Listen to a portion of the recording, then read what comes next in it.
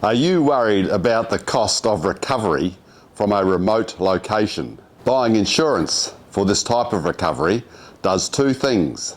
Firstly, it obviously reduces the expensive cost of the recovery.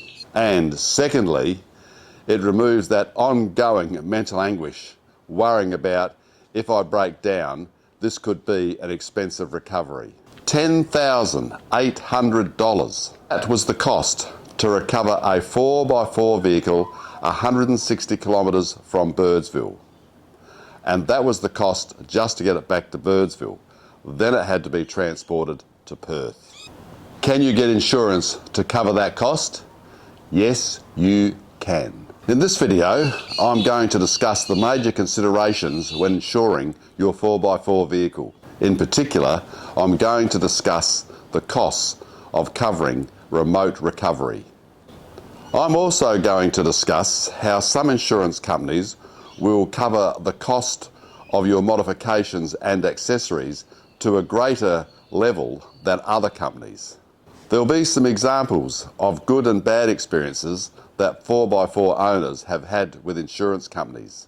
So if you're wondering, have you got the appropriate insurance for your 4x4, watch this. There are lots of factors to consider when insuring your 4x4 vehicle, but I reckon there are two big ones. Once you've dealt with the two big factors, it's a relatively simple exercise to decide on your insurer. Now, a video about 4x4 insurance. What would drive a man to make such a video? Well, a couple of things happened that prompted me to make this video. I watched 4 videos by other content creators in which insurance was a key ingredient. Links to the videos are in the description below. The first video is on the Wild Touring channel.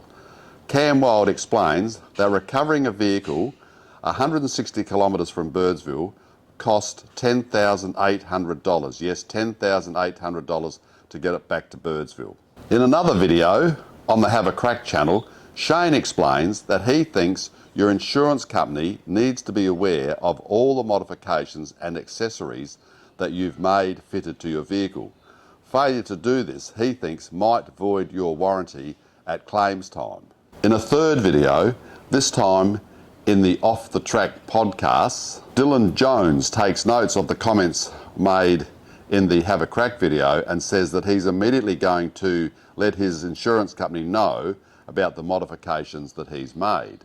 Watching these videos made me think of two things, and these two things are what I think are the major factors when considering insuring your 4x4. 1, the costs of recovery from a remote situation. 2, the costs of replacing all your modifications and accessories. Now, why do I think they're the major factors? Because they're the ones with the most costs involved. Obviously, the cost of replacing the vehicle after accident or theft is a major consideration, but most insurers cover for that, so I haven't talked about that in this video. Having said that, I think everyone's situation is unique. And here's our situation. I have very little serious mechanical knowledge. I could change tyres, change fuses, but me fixing a significant mechanical problem is just not going to happen. Trust me. So I would need assistance if I broke down. This has happened to us once, from the Argadilles in the Flinders Ranges to Port Augusta. The two of us sitting in the cabin of the flatbed truck and our ute, our 4x4, on the back of the flatbed truck. Now, there were some pretty good bush mechanics in our group, but they couldn't diagnose the problem, and we certainly couldn't have fixed the problem. So we needed recovery. And another part of our uniqueness is that we tend to travel to parts of Australia that are fairly remote, fairly isolated, that are a fair distance from major towns. And by major towns, I mean a town with a mechanical workshop. Examples are that in 2023, we drove from Adelaide to Broome across the Gibb. In 24, we drove via Kakadu to Darwin.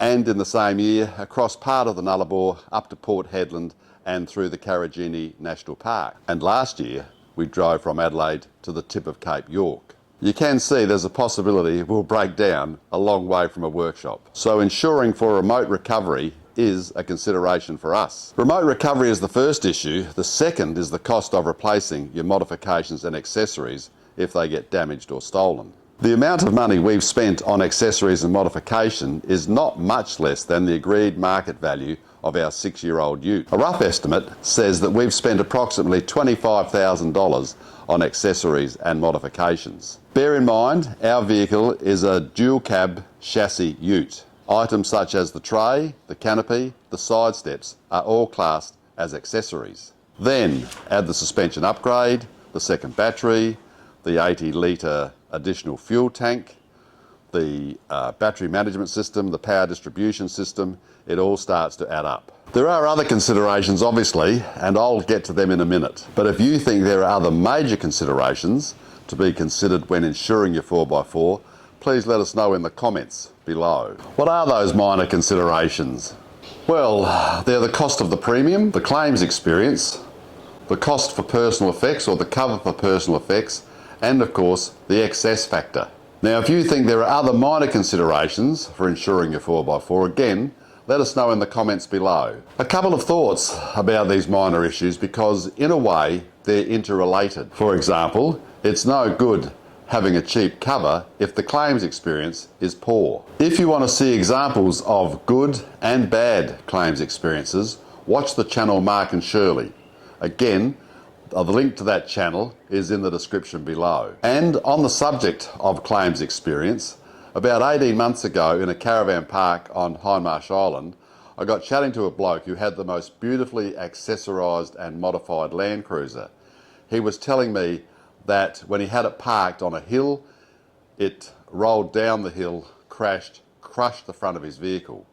But his insurer, who happened to be Club 4x4, fixed the vehicle, in his words, from the bull bar to the windscreen. He had a really good claims experience. If you've had either a good or a bad claims experience, why not let us know about it in the comments section below. So, for many years, I used an insurance company that was really good, especially on the couple of very small claims I had where I'd had rear end accidents. People had driven into me or I had backed into something.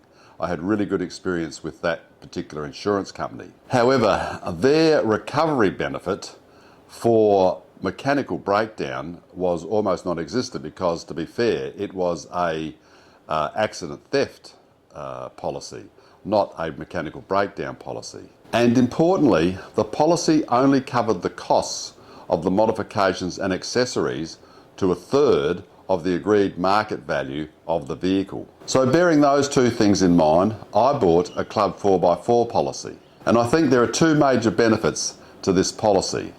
Firstly, the policy has a mechanical breakdown recovery cover of $1,500, but importantly, it has a part of the policy which allows me to increase that cover for a defined period of time. An example of that is when we travelled to the tip of Cape York last year, I took out extra cover for $15,000 worth of recovery cover.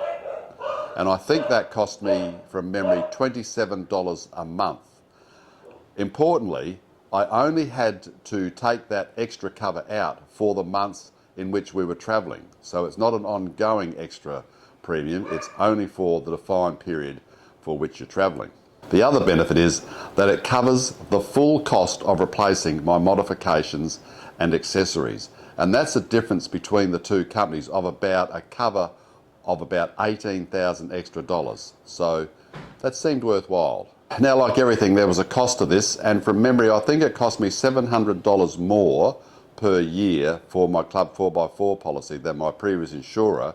But of course, as I've just explained, I had additional benefits. That $700 I think represented about a 30% cost in the increase of my annual policy costs. So the question is, for the extra $700 per year and for the extra $27 a month, was it worth having that cover for all of my modifications and accessories to be covered, for a recovery fee of $15,000 to be paid by Club 4x4 if I needed it?